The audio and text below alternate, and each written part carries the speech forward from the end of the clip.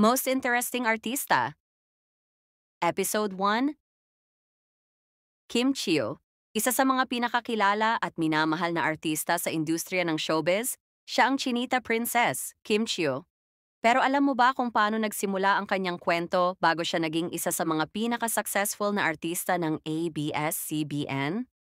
Si Kimberly Sue Yapchiu ay ipinanganak noong Abril 17, 1990 sa Cebu City, Philippines. Lumaki siya sa isang simpleng pamilya at bata pa lang ay sanay na sa buhay na puno ng pagsubok.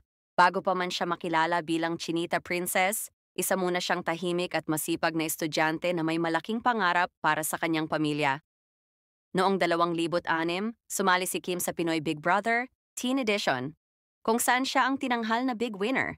Ang kanyang charm, kabaitan at natural na kakulitan ang nagpatibok sa puso ng mga manonood. Matapos manalo, agad siyang binigyan ng ABS-CBN ng mga proyekto, kabilang ang teleseryeng Sana Maulit Muli, My Girl, at Tayong Dalawa kasama si Gerald Anderson.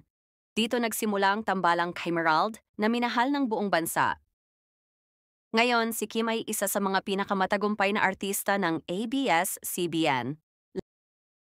Hindi lang siya aktres, isa rin siyang TV host, singer, vlogger at businesswoman. May sarili siyang bahay, sasakyan at mga negosyo. Sa dami ng kanyang endorsements, masasabi nating isa siya sa mga highest paid female celebrities sa bansa. Ngunit sa kabila ng lahat, nananatili siyang mapagkumbaba, masayahin at inspirasyon sa mga kabataan. Pagdating sa pag-ibig, dumaan din sa ilang pagsubok si Kim.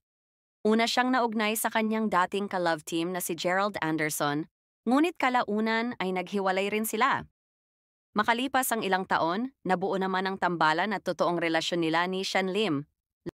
Tumagal ang kanilang relasyon ng halos 12 taon at madalas silang magkasama sa mga proyekto at travel vlogs.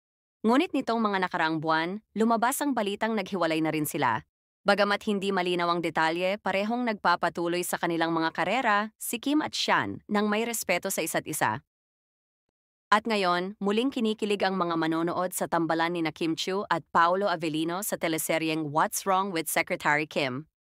Marami ang humahanga sa chemistry nilang dalawa at tila bagong simula ito para kay Kim, hindi lang sa career, kundi pati sa kanyang personal na journey. Ngayon patuloy pa rin sa pagningning si Kim bilang host ng It's Showtime, aktres sa mga teleserye at content creator sa YouTube. Aktibo rin siya sa mga charity at outreach projects at kilala bilang isa sa mga pinaka-positive na personalidad sa showbiz.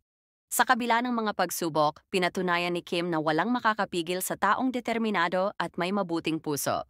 Mula sa simpleng Cebuana hanggang sa pagiging Chinita Princess ng showbiz, pinatunayan ni Kim Chiu na walang imposible sa taong may pangarap at determinasyon.